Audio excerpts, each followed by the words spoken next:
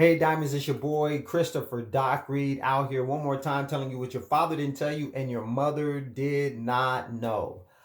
Listen, let me tell you something about being discarded. It is definitely the most difficult thing that you could ever go through. Out of the different phases that you go through with a narcissist, discarding, like I said, hands down, the most difficult. You know, you got the idealization phase when you're being love bombed, then you got devaluing, and then discarding. One of the best ways I can describe it is this: say you are being recruited, okay, to work for this company. Okay, great company, great reputation, right?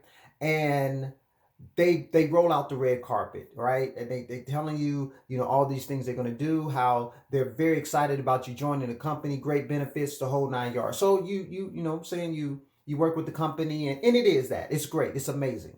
And it's that way for a while. And then they're expanding, so they're going to hire some new people, and then they hire someone that does the same job as you, and you're asked to train this person, and you do. Okay, no problem. And so you train them, and then what you notice is, now where you used to be praised, now you're being criticized. Nothing's changed. You're doing everything the same way that you used to do it, but now for some reason it's not good enough. But the person, the young lady that you trained, all of a sudden she's getting all the praise that you were getting.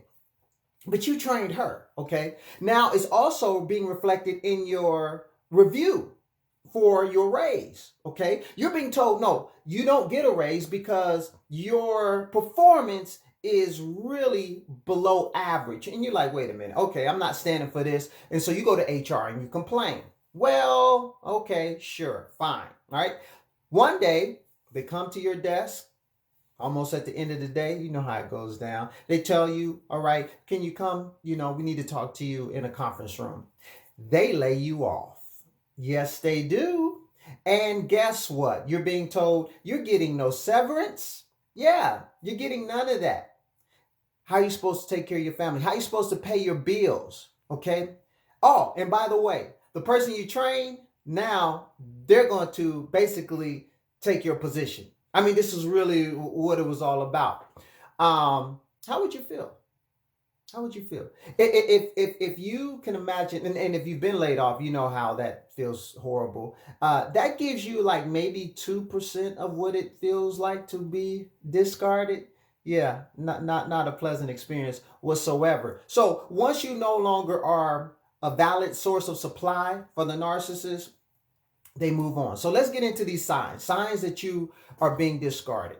If they seem to be busier all of a sudden, okay, calls and text messages all hours, okay, of day and night. They tell you, hey, it's a friend, or it's a business associate. You got a business associate calling you at 2 in the morning. I don't, how to, everything's secretive, hush hush. But your gut, your Holy Ghost, is telling you, no, something ain't right about this. You ain't got no business calling you at no. Now their routine changes, okay? Things that you were supposed to be doing, scheduled, dates, whatever, now they're late, they're canceling on you, or they're just completely unavailable. They disappear, sometimes for days. No explanation when they show up. Act like everything is okay. What's the problem? Okay? And if they do have an explanation, it's some long, drawn out lie, basically. You start finding little things, little objects around. You know it ain't yours. It ain't theirs. Whose panties are these? Huh? Your sister's? Whose earring? What, you don't even like your sister. Okay, so you start to get these little lies, right? Their clothes change, their appearance change. They start, wearing different cologne and whatnot. So everything is just moving. You're like, wait a minute, something ain't right. And then the dreaded triangulation starts. Yes, it does. The new supply is revealed. Yeah. Oh, maybe introduced as a friend, whatever. And now you're starting to be compared. Well, she don't do it like that. She like this. And you're starting to hear how wonderful the new supply is, but you're not so much that. No, you're an issue. Okay. And then the mask just comes off. Okay, we're done with the charade. We don't have to pretend for you anymore. I already got my new supply set up. She's ready to rock and roll. So you know what? I really ain't on you. And when they interact with you and you're being discarded, um, they barely even acknowledge you. They can look at you and look through you. When you look in their eyes, there is nothing there. There is nothing but deadness. They look at you with this feeling and sense of contempt, and you're like, how can this even be the same person? You reach out to them, text, calls, no response. I mean, you're it's like you have been wiped from the face of the planet. Okay, emotionally they don't react to you, physically they don't react to you. And now the dreaded smear campaign begins. Oh my God! Because listen, once we move on, my reputation's got to stay intact. Okay, but you, however, you're not going to get out here and tell people that I did all this stuff to you. That's not going to happen. So I have to discredit you.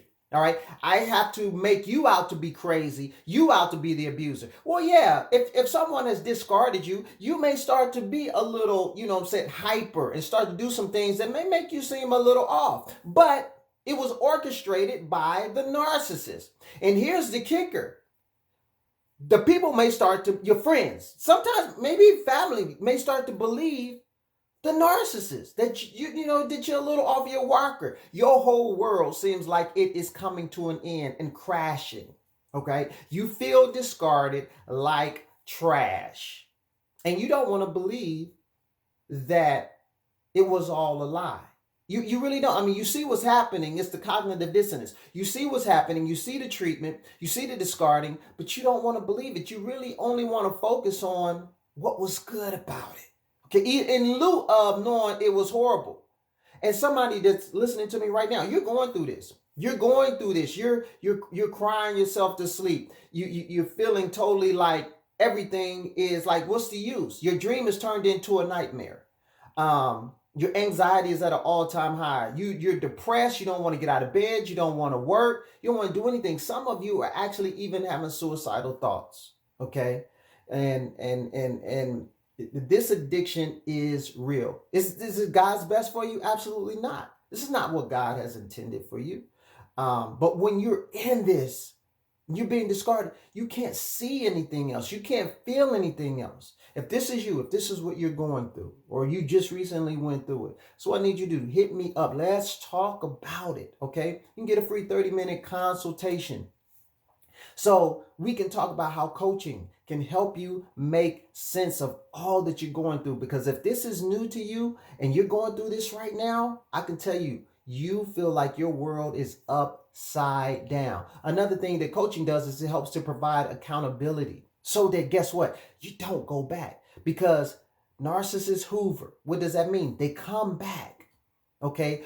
They could discard you, but part of the sick mind game for them is they come back to pull you back in, and you get an opportunity to go through it all over again just so they can throw you away again like yesterday's trash. So please hit me up. Go to my website, christopherreed.org, so we can talk about this and get you out of this sick cycle.